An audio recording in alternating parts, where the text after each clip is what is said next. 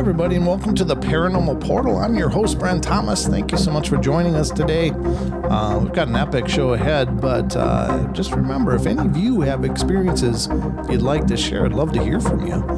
You can either email me at paranormalportalradio@gmail.com or head over to paranormalportal.net and scroll down and find the button that says Interview Me, and that'll allow you to look at a calendar of possible times and dates and find a date that works for you.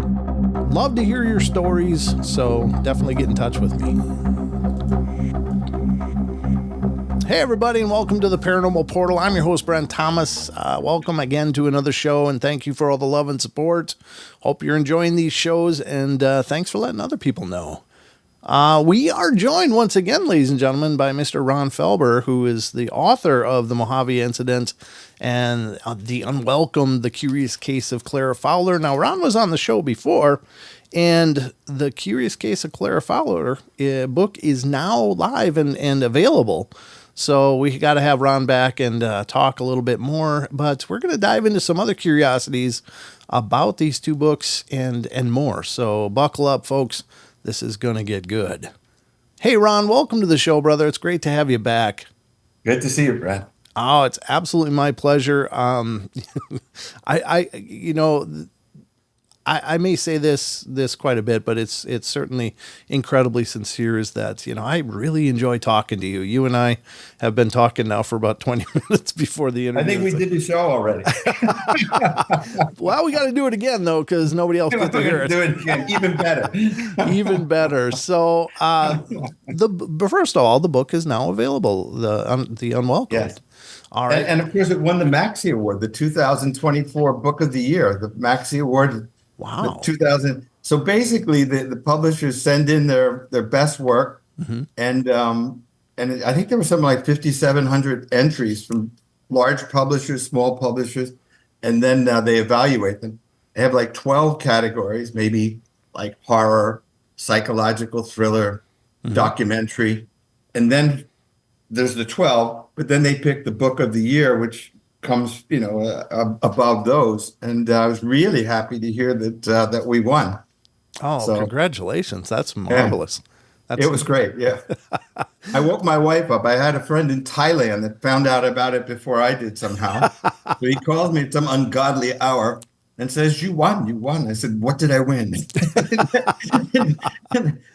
Then I went in to see my wife, who was sound asleep. We won. Yeah, what did we win? Oh, well, congratulations. That's wonderful. And the cool thing is that, and I haven't read the book yet, but it sounds like you could have qualified for a lot of those categories with this incredible stories and all of the details that went into it. Yeah. Yeah. That's a good point, because there's certainly, more than enough to call it a horror story, because it is. Yeah. But it's also based on a true story, mm-hmm. and it's certainly psychological. I mean, a lot of psychology involved, and it's certainly a thriller. So those are three. Wow. Now, what you were here today to talk about a lot of the similarities between these books and some things that have occurred to you. And this is a fascinating subject because, as I've been doing the paranormal for several years now, 8 to be exact, I think, that was one of the big epiphanies for me, was that, gosh, sometimes, UFO experiences and alien visitation / abduction is very similar to poltergeist experiences, which also bear a lot of similarities to several cryptid accounts and other strange phenomena. What was that for you when this occurred to you?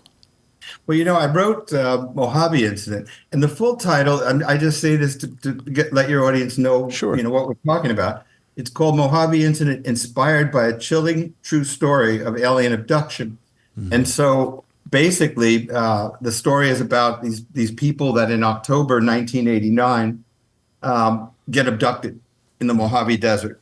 It's it's a little more involved than that, and we can get into it. Mm-hmm. But the correlation between that and the Unwelcomed, which is about demonic possession, the possession of Clara Fowler, it struck me while I was writing. Really, not even while I was writing. After I had written the Unwelcomed, I started to remember the transcripts because there were hypnotic transcripts with the alien abductees. And I started to think about that, which happened in, I guess, 85 or so, or I'm sorry, 95. And then, the Unwelcomed, which happened in 1898 to 1904. But then I started to see the similarities between what these people are reporting in a demonic possession case, which was Clara Fowler, and then the Hesses, Steve and Dawn Hess, in the Mojave Incident. And so it occurred to me, are aliens, in terms of alien abductions, demonic? Are these extraterrestrials, or are they interdimensional beings? Right. And if they're interdimensional beings, what's sort of the layout of this, and how do human beings fit into it? Sure. And so that's sort of what I started exploring. That's a huge rabbit hole. I mean, all in It is. Because again, these phenomena don't lend themselves to any kind of rigorous study. They just happen when they happen, where they happen, Yes. how they happen, so to truly dive into it, I mean, we're just left with all these breadcrumbs from these people's experiences. But when you start going down that, it just really cooks your bacon, huh? Yeah. But it's such a unique position that I'm in, because I have the transcripts from Dr. Prince and Clara Fowler, the hypnotic sessions, and I have the transcripts from the Hesses, 100 years later, basically. And I can look at this and I can look at that and say, well, how are the aliens described? What preceded the abduction? What was the outcome of the abduction? Mm-hmm. And in these two particular cases, the correlations are amazing. Wow. Yeah. Isn't that something? And, and on a spider web of that a little bit, if you don't mind, one of the curious things that I've heard several times, and I've not interviewed anybody directly that has had this experience, but I've heard claims that people that were dealing with potential abduction scenarios, the scenario or the situation abruptly stopped when they cited like the name of Jesus, Jesus help me, or any. There are 400 situations like that. Wow. That John Mack, in his book Abduction, the famous book Abduction, which he wrote not so many years ago, maybe 15 years ago, and this was the Harvard professor, head of the School of Psychiatry and Psychology at Harvard University, wrote this book called Abduction. Wow. And he made that same observation. He had 400 cases that he'd come upon where at the end of it, some reference to God or Jesus or whatever stopped the abduction process. And I found that very interesting, Right. Yeah, and it kind of makes you wonder. I mean, are they one and the same, or and it's wild speculation, but is it possible that that possession is not intrinsic to the human condition? Perhaps it's intrinsic to the extrasolar condition as well, or however you'd explain these beings from different time or spaces or places. Perhaps it's more of a universal issue. Yeah, well, when David Grush did his testimony before the congressional hearings on UFOs, UAPs, he never referred to them as extraterrestrials, which I found very interesting. He referred to them as non-human entities and interdimensional beings, which is quite different from extraterrestrial. Yeah, it is. But what is an interdimensional being? What does that mean? Well, angels are interdimensional beings. Mm-hmm. Demons are interdimensional beings. God is an interdimensional being. And so there really are connections between these stories, particularly these two, and there's clearly a religious element to it. I mean, exactly how that works, I can't say, but there is a religious element to it. Yeah, that's an incredible epiphany, and it really does. I mean, here's the thing. I think a lot of us, and me included, would like to think that generally speaking, if we're being visited by these beings, however, through extra dimensional or interdimensional or being cosmic entities that found their way here, it would be nice to think that they were, primarily advanced and hopefully altruistic, but perhaps there is merit to the fact that maybe not all of them are, and maybe there's something more nefarious at work, at least with some of these cases. I mean, my God, it just boggles my mind to think of all the possibilities that are involved with those statements. I mean, it seems like a small statement, but it's just enormous when you start unpacking it.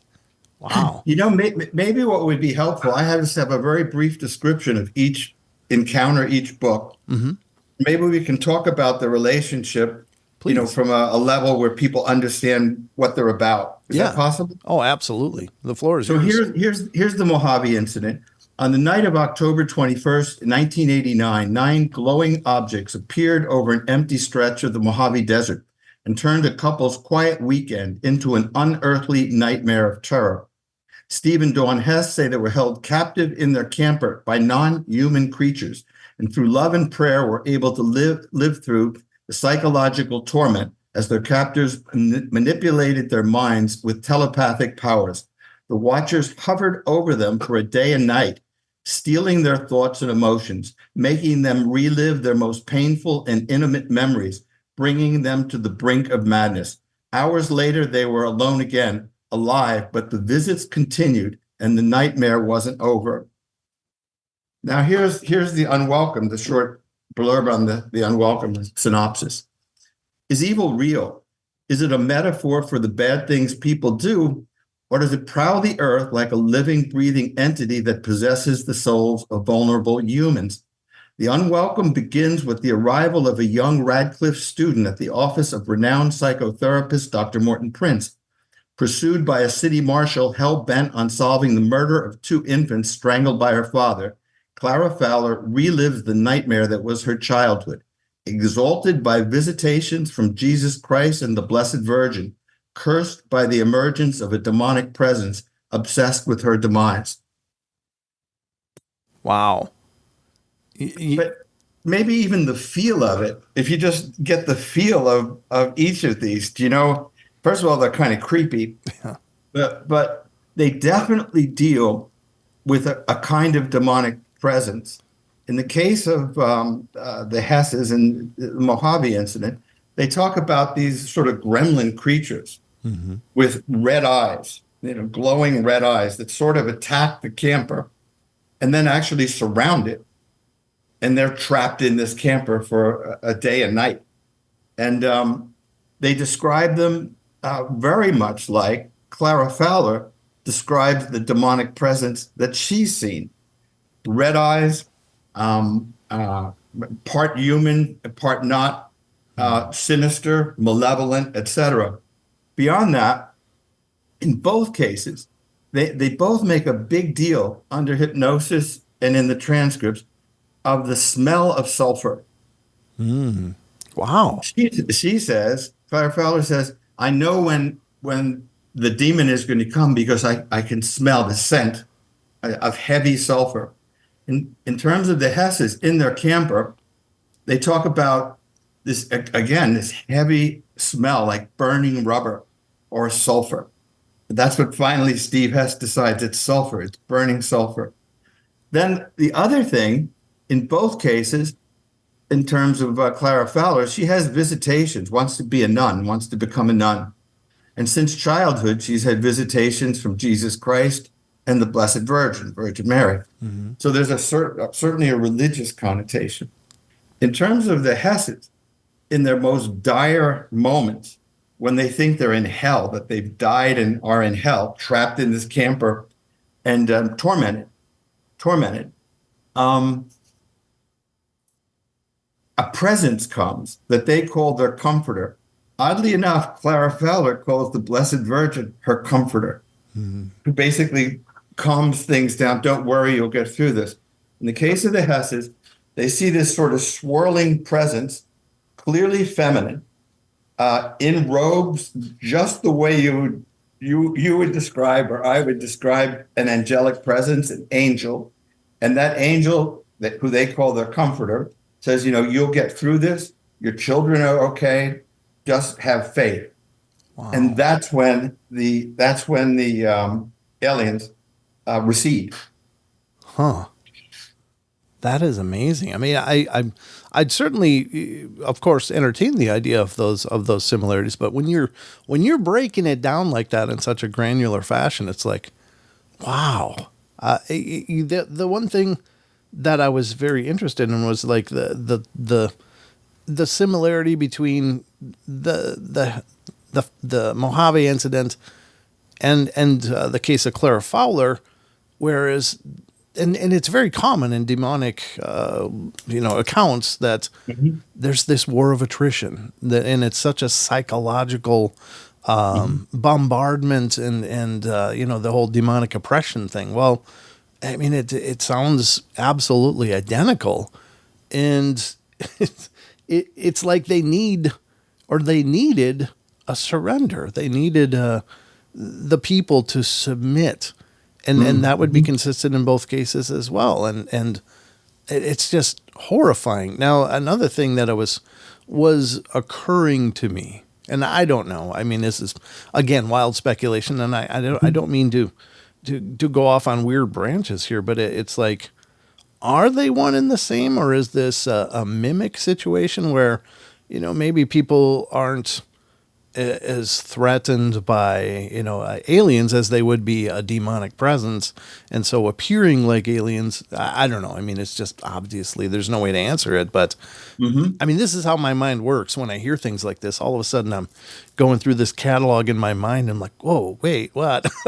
So, yeah, exactly. So exactly. I apologize for going off on weird branches, but it is absolutely fascinating and terrifying, Absolutely. Well, one of the things too, I mentioned the similarities in viewpoints. Sure. Because both stories, or both situations, both encounters, whatever you want to call them, really speak to a spiritual world, a world that's outside our world and generally outside our perceptions. It's like a curtain that gets pulled for a very short period of time. In the case of the Hesses, for a day and a half. In the case of Clara Fowler, for 6 years. Right. And so it really opens it up to study, and you do have transcripts, and you do have psychiatric sessions. But for example, this is what Richard Hodgson, who was a member of Dr. Prince's team studying Clara Fowler, has to say about the existence of a spiritual world. Quote, "There's nothing absurd in the notion that there may be non-human spirits, good and bad. Nothing compels us to believe that the only intelligences in the universe are those connected with the bodies of human beings. If the evidence for a God and an afterlife is accepted, then we must allow there may be non-human intelligences, either discarnate or associated with cosmic energy in ways we don't yet understand." Wow. This is what Steve Hess has to say. He's asked, where do they come from, the alien beings? This is under hypnosis. "They may have been here all along, existing spiritually, but with the ability to become physical. They are from other worlds and are spiritual now, a power and a force." Wow. They asked Dawn Hess, "Are we watched regularly by beings?" She goes, "Yes, by many different kinds of beings sent on missions from the One Supreme." "This is like a president," the doctor says. "Like a god," she answers with crackling directness.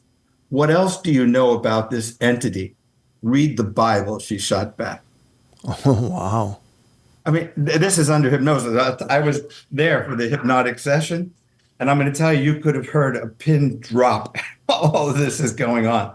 But when I look at this, which clearly has some theological or religious, whatever you want to call it, connotation at least. Certainly, the case of demonic possession is even more direct and clear than that. Yeah, absolutely.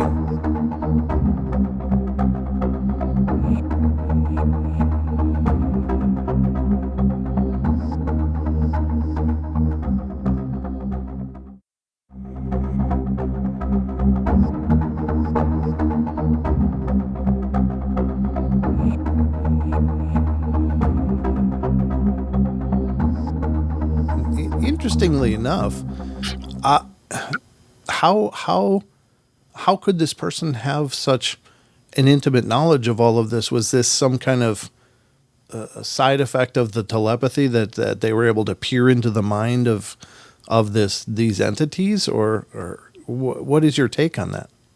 No, actually, they were taken on board the craft. Oh, they were. They Okay. didn't know it, but they had terrible nightmares.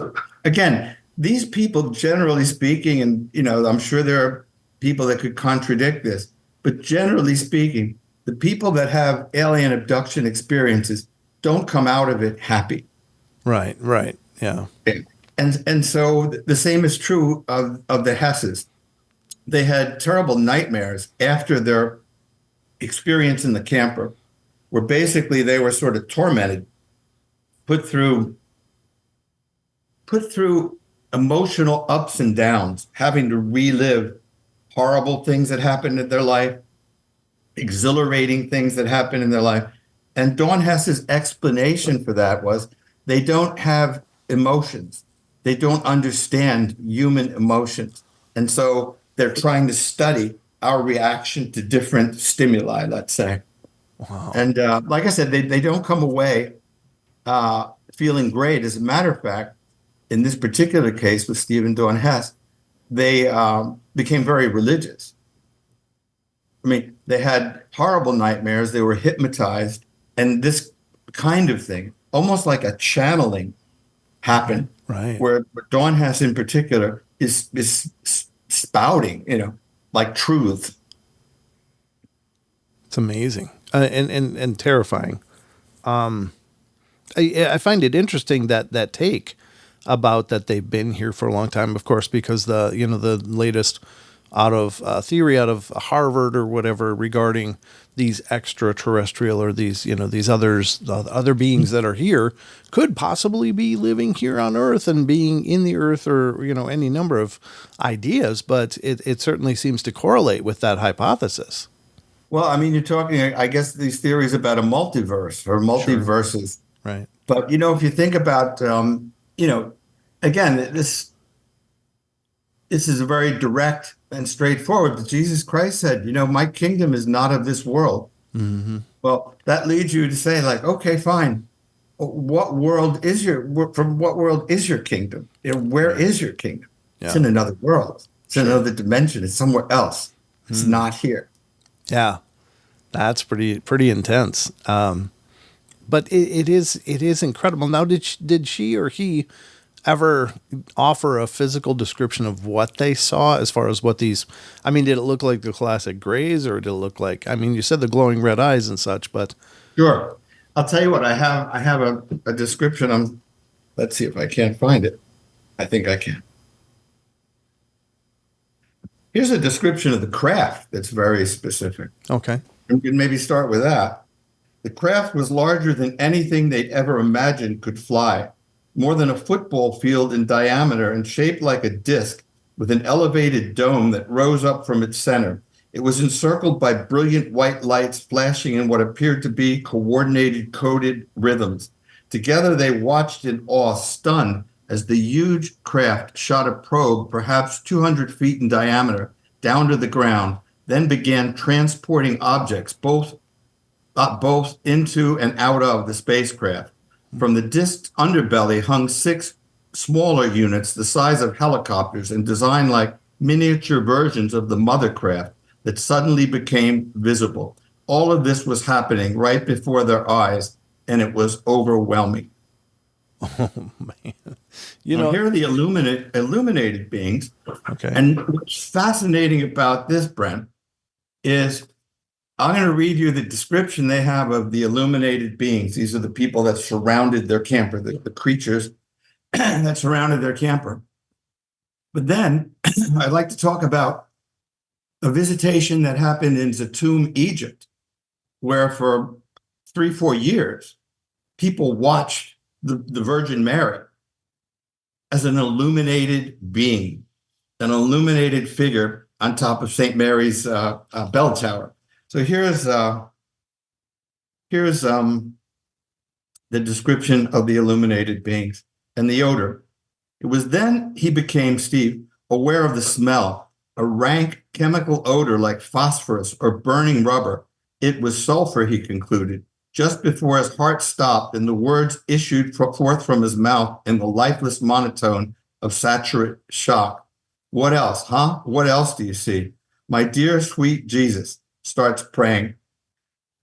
She implored, then began crying, for peering into the camper window, totally illuminated, was a third type of being. Steve knew immediately that these were the ones responsible for the telepathic messages. They arrived in a group of 9 circling the camper, staring in the windows of its shell like spectators observing animals in a zoo. Taller than the others, they stood perhaps 5 feet in height, with enormous raven black eyes and long spindly appendages connected to an underdeveloped torso the size of a 3-year-old child. Wow. They described the eyes, but it was their eyes that most frightened Dawn. Large, dark, piercing eyes without iris or cornea. It seemed to bulge like an insect's, then narrow into a vortex of chilling emptiness, intense and ubiquitous, totally lacking any semblance of human emotion. Wow. Yikes. That sounds kind of demonic, right? Yeah, it does. I mean, it does kind of resonate with a lot of the description of the alien grays, with that spindly bodies and those large eyes and such. But yikes. Oh, my God. Actually, when they, as I said, they got closer to religion and actually moved to Salt Lake City. They were Mormons. Mm-hmm. And the bishop told them, understanding this story, said, you didn't have an alien abduction experience. You had a demonic possession experience. Oh, yeah. Wow. That is just frightening. Ugh. It is. It is, because it makes things seem like they're out of control. Mm-hmm. And maybe to some extent they are. On the other hand, maybe these are some kind of weird test. Yeah. That's a great point. I guess the one takeaway that occurs to me is that it definitely brought them deeper into their own faith, Yes. Yeah, that's true. And by the way, if you take somebody like Padre Pio or St. Francis of Assisi, they've had visitations, they had stigmata even, and they talk about a demonic presence that tortured and tormented and tried to lure them into away from their faith. So again, I'm not trying to make this a religious situation, no, but it's impossible to ignore the overtones, at least, that arise in these stories, particularly these two. Yeah, and in fact, I was going to go into that direction about how these people that are, like Padre Pio and Saint Francis of Assisi, how they were tormented, and it's seemingly, I don't have the mind of God, so I don't know what God was thinking here. But it seems like that this was allowed to happen. They were already, I don't know. You know what I mean? It's like kind of tempering their metal, so to speak, or like a blacksmith hammering the metal into the final work of art. And it seems like that's very interesting. That's really a great way to put it. Yeah, but you're gonna have to run your show on Sunday morning. We keep this up. but even Christ was tempted by a demon. Sure, that's true. You want power, you want wealth, you can control things, you can control the world, mm-hmm. Then the temptations of Christ. But in a way, these things are similar. They're not the same exactly, but they're similar. Yeah, similar enough that it's absolutely a frightening prospect. And Yeah.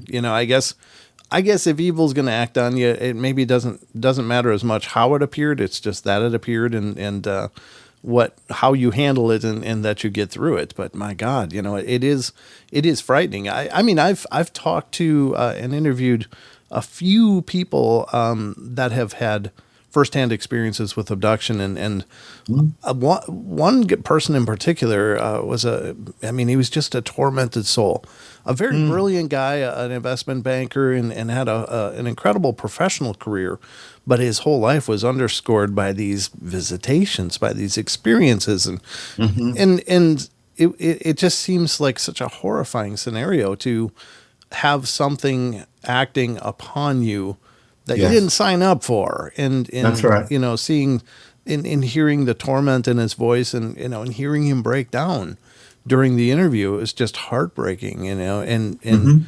it's just hard to understand what these people have experienced and such. But on the contrary, I've talked to people who thought their experiences were incredible, and these real illuminated experiences, and I guess at the end of the day, I never at the time really considered the fact that, the spiritual visitations and stuff could be the same kind of thing, but it's just in a different form. It's like, you know what I mean? It's that they may be representing the same wills or the same end game. It's just that the manifestation of it is very unique to the individual, because there's, again, this bleed through is more than just coincidence. It's got to be, right? I was just watching some stuff on the James Webb telescope, Yeah. and some of the things that it's been finding. And it's a little bit like quantum mechanics. Everything, the foundation, platform that our beliefs from a secular point of view are based on are being like knocked over like fiddlesticks or something, because at the end, what the Webb telescope has shown is that there are galaxies, 6 galaxies that shouldn't exist by the theories that we've been basing our sense of reality on, and that there is an infinite, I could underline that, an infinite number of universes. Yeah. And so this is a much different reality than we thought. For example, then you have Newtonian physics, which goes back again like 150 years, but it's held for that long. You have an apple, you drop it, and gravity brings it down. These are the parameters that we exist in. But then Max Planck comes along with his theories of quantum physics, quantum mechanics, the new physics, and said, no, it doesn't work that way at all. And this wasn't so long ago. And now we talk about atoms, but then even subatomic particles really being, at least so far as we know now, the foundation of the world we see. Yeah. Yeah. So my point is, we know very little and maybe nothing about what's real. But what we talked about this earlier, what our brain does, and this is Aldous Huxley, is screen. So basically, you're talking about survival. So you talk about a warm place to sleep, I suppose, a way to defend yourself against enemies so you survive, a way to eat, a way to procreate. And so basically, your brain is programmed for that.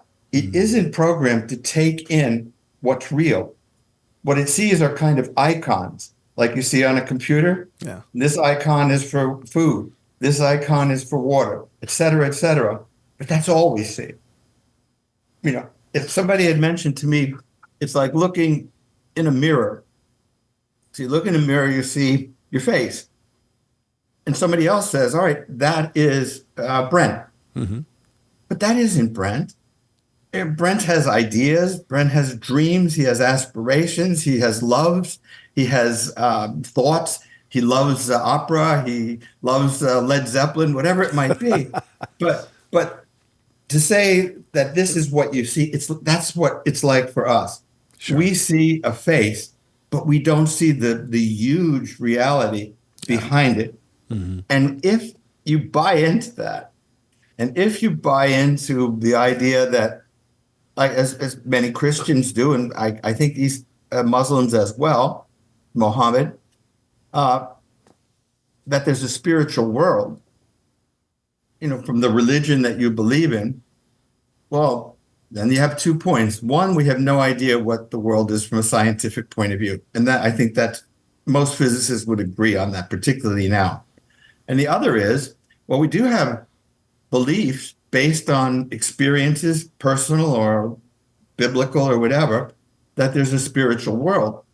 So could it be that what we see, you and me and around this room, is the icon? Mm-hmm. But what's real is the spiritual world. Right. That would be the case I'd make.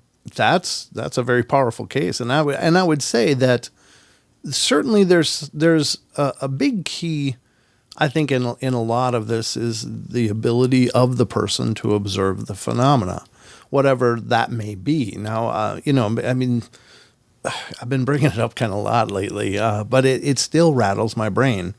And it was an interview I did with Ronnie LeBlanc of Expedition Bigfoot. And he was talking about this experience where, and this just deals with perception, but I think it needs to be really driven home in light of what you just said, especially. But this guy who was an adamant believer in Bigfoot went out with 2 of his friends. First friend was open to the idea. The second friend was absolutely not interested and thought it was a bunch of hooey. So they went out and sure enough, according to Ronnie, they had an experience there suddenly. And they went to this area where there's a lot of sightings and out steps this Bigfoot. And the guy that was an adamant believer saw very clearly, could talk about details of what he saw, yes, and explain it very, very granularly. The second person that was open to the idea saw a dark silhouette in the shape of a Bigfoot, but couldn't really see any details. The third person saw absolutely nothing. Isn't that something? Right. Isn't that something? So, you're dealing with perception and the what you were talking about with filters.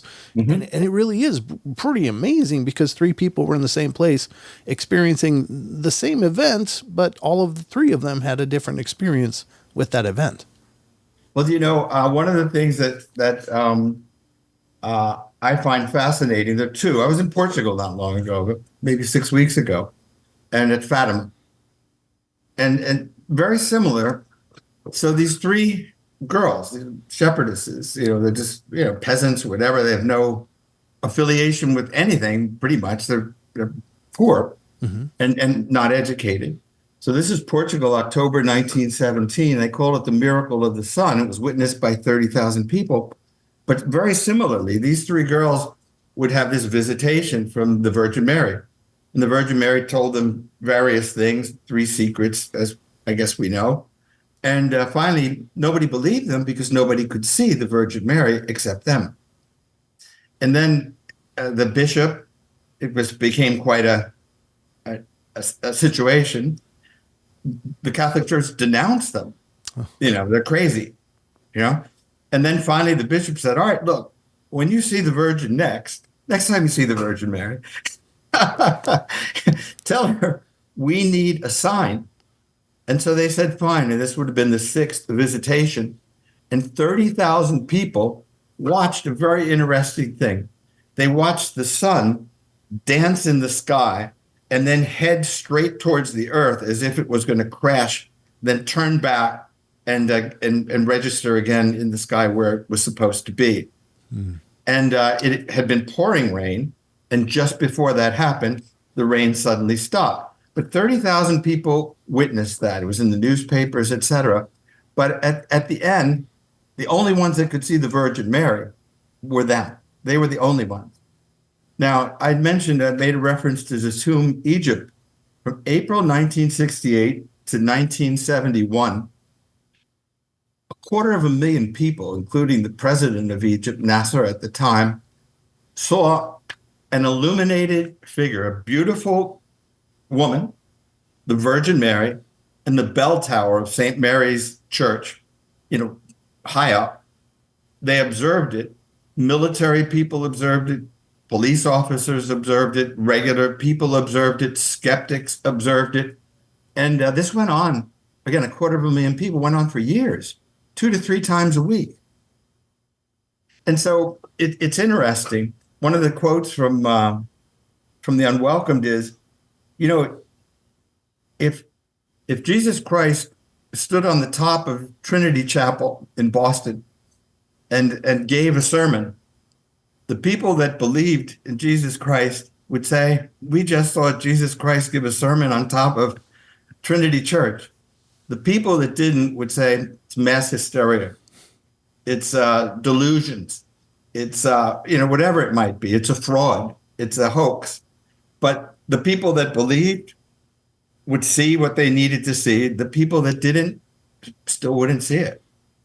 Right. Which tells you something about a lot. The perception, the idea of perhaps certain people are wired to be more sensitive, to be more intaking, to not have those barriers that the brain puts up. Maybe there's an element of porousness where these experiences come through for certain individuals. It is. I mean, it's fascinating, and there is a power.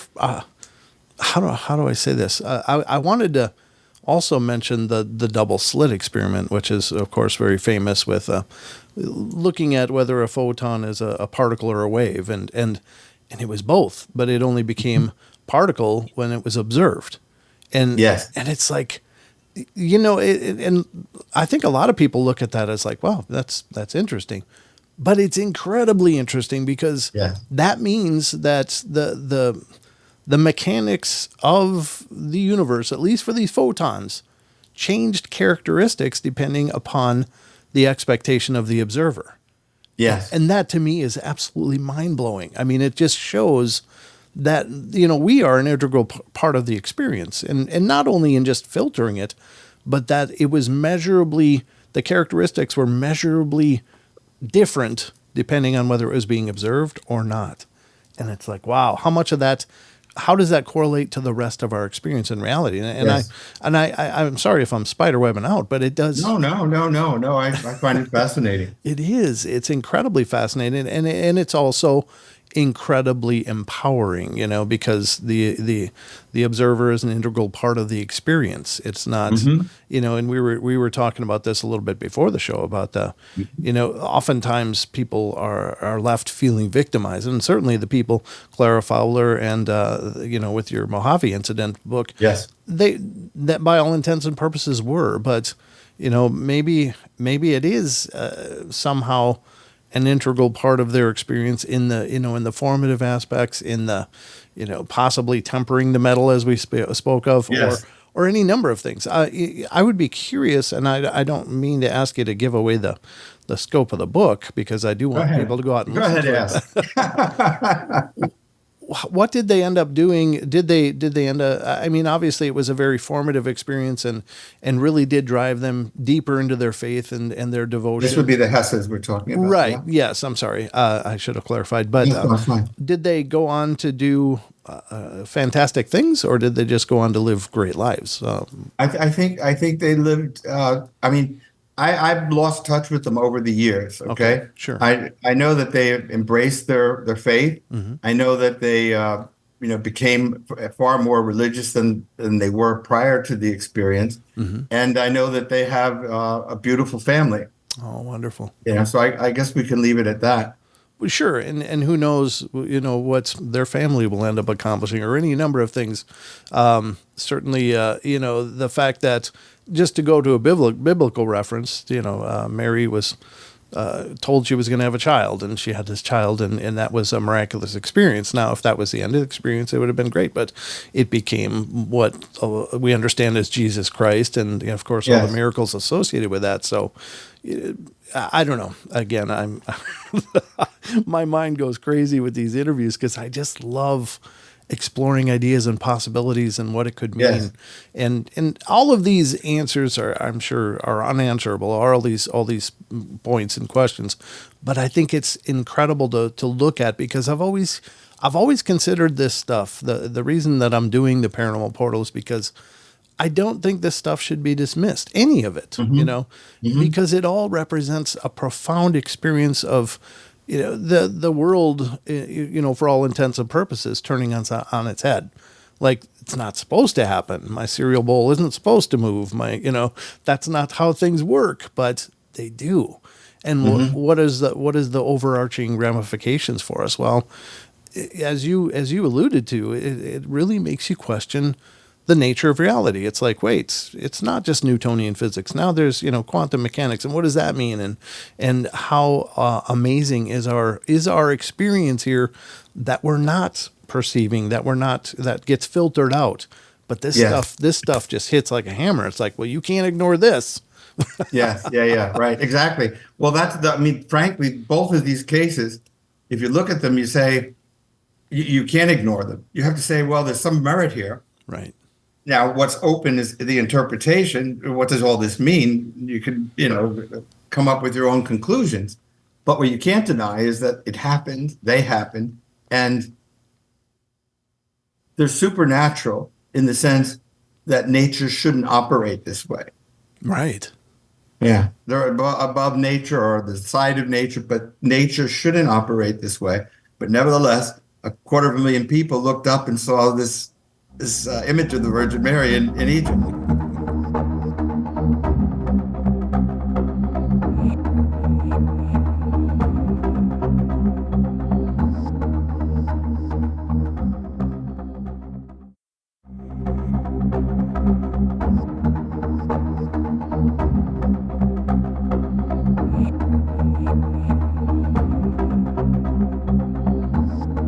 One of the things that Dawn Hess said, and it occurred to me just while we're talking, and I could get the quote, but let me paraphrase. Sure.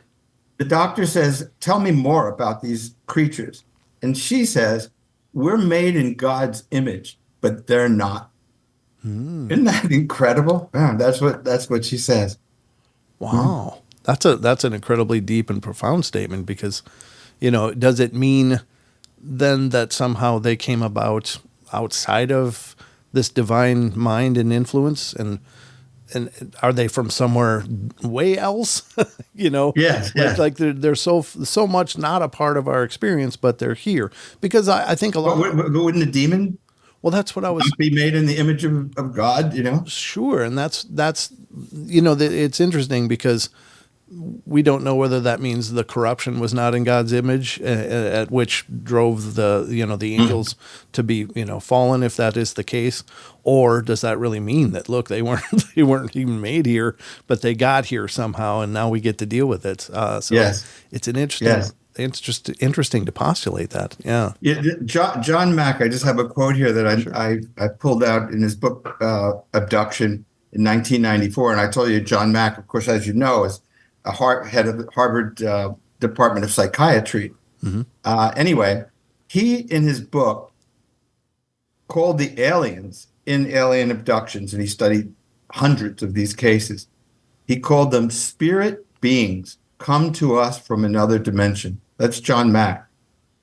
Wow. And so, what's interesting is I see a shift in the way that people are viewing this, like a John Mack, like a David Brush, in that they're now talking about not extraterrestrials, but interdimensional beings. Tucker Carlson was on Joe Rogan not long ago, and I guess he's become something of a quasi-expert on UAPs and stuff. This is what he had to say. If the aliens are spiritual beings, which I believe they are, it's binary. They're either team good or team bad.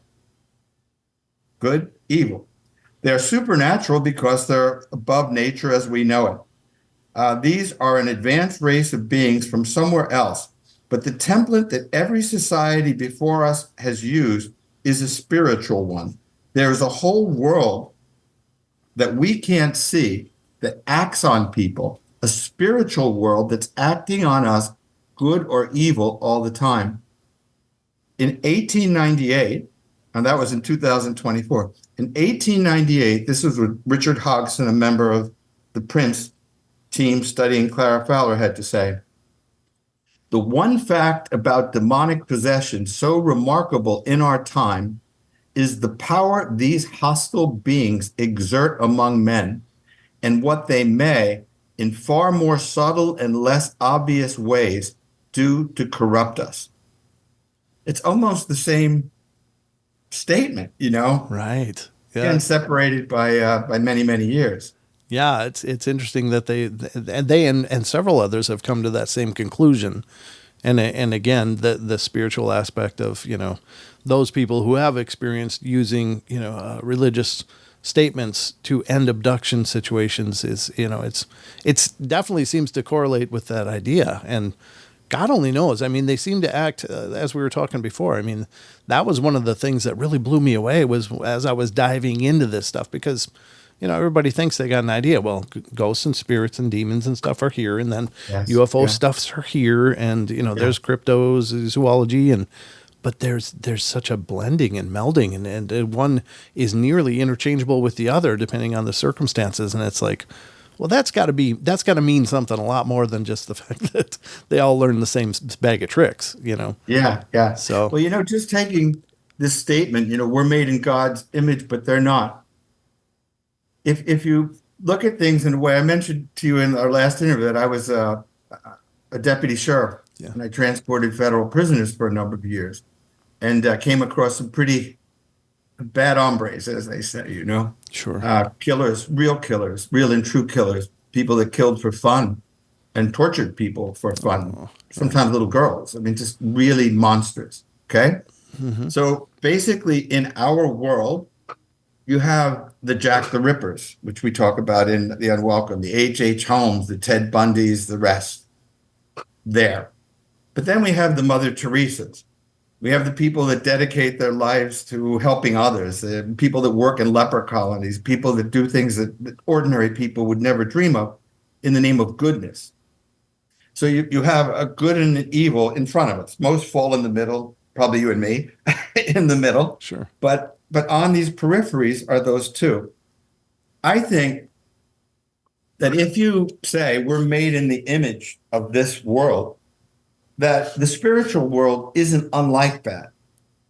That there is a good force that is mirrored in the Mother Teresa's, and there is a nefarious, awful, terrible force that's mirrored in the Jack the Rippers. With us in the middle, with human beings in the middle, pulled in this direction and in that direction, with the choice we have to make about the kind of life we want to live, and perhaps the kind of afterlife we choose to live. Wow. Yeah. Yeah. It's powerful, powerful stuff. Yeah. So in a way, there's a great line in The Exorcist. So the Exorcist comes in, he's this older guy, old guy. He's done exorcisms before, and he's, stately looking, maybe even gaunt and ghostly looking too. And the psychiatrist priest says, so far there have been 27 different personalities that have shown up. And the older priest looks at him and says, no, there's only one. Meaning at the end, maybe it isn't so complicated as we think.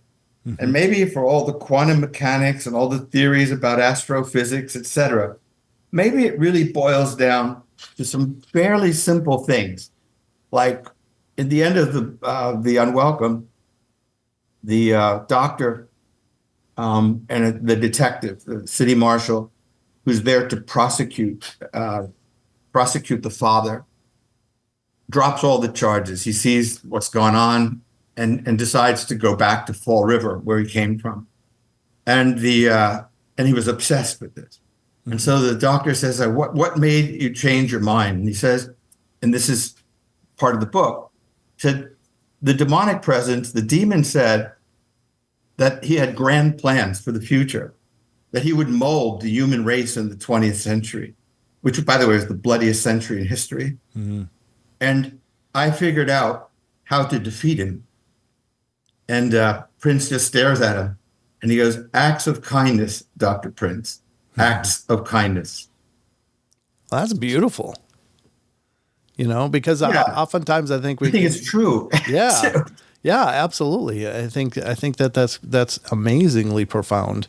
It seems like, well, you're just kind of walking away and giving up, but no, I mean you're by what you're doing, you're kind of initiating a new wave, another positive wave to counteract all the negative, and that would be much more powerful in my mind as well. That's a beautiful statement. Very cool.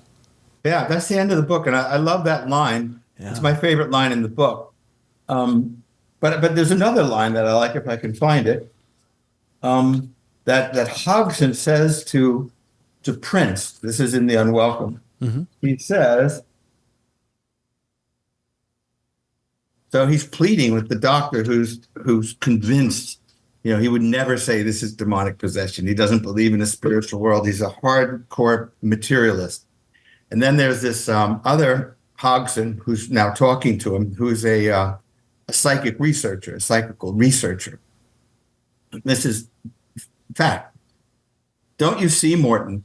Can you not bring yourself to understand the great mystery we stand on the threshold of solving?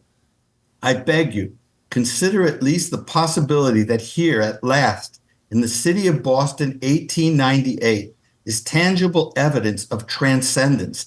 If there are demons, there must be angels, and probably a God and a life everlasting. Mm-hmm. Yeah. So what the book really puts on the line is the argument between the materialist and the believer, the skeptic and the believer. And again, as you had said, they're both looking at the same thing, Mm-hmm. but they don't see the same thing. Yeah. Well, yeah. I mean, God willing, people will always look towards the goodness of stories like this, because I think that, as we've stated many times, they are terrifying, but they are it sounds like in both cases they are incredibly victorious in both cases. That's absolutely true. Yeah, and That's absolutely true. If you really look at it, yeah. and say what is the ultimate result. Clara Fowler winds up being cured. I don't think I'm giving away anything, but she winds up being cured and actually marries Dr. Prince's protege, Dr. George Waterman, who is a Harvard Medical School graduate, and lives a productive life. Her name had been disguised in all the records, so no one knew that she was Clara Fowler. Mm-hmm. She became Clara Waterman. Uh-huh. And that's what people knew her as in Boston, and became a member of high society, along with her husband, who was a prominent doctor. Yeah. So, yeah, I mean, and this experience was something that, it's sort of like walking through the valley, Yeah. Coming out the other side. Yeah. But I would say in real life also, and this is not so old as the turn of the century, but not to speak for the Hesses, and I don't want to, but I would say, speculating, that they would say they came out on the right side of this situation and are stronger for it. Yeah, I think so. I mean, it's incredible. I mean, they are, everybody loves the Rocky stories, and these are two great examples of that kind of a situation where you're just, I mean, my God, what it would feel like to have these things acting on you and feeling nearly powerless to hold yourself up, but they didn't give up, either of them, and that's amazing to me. Brent, we'd have to do a Rocky 7. It would be called Rocky Balboa in Hell.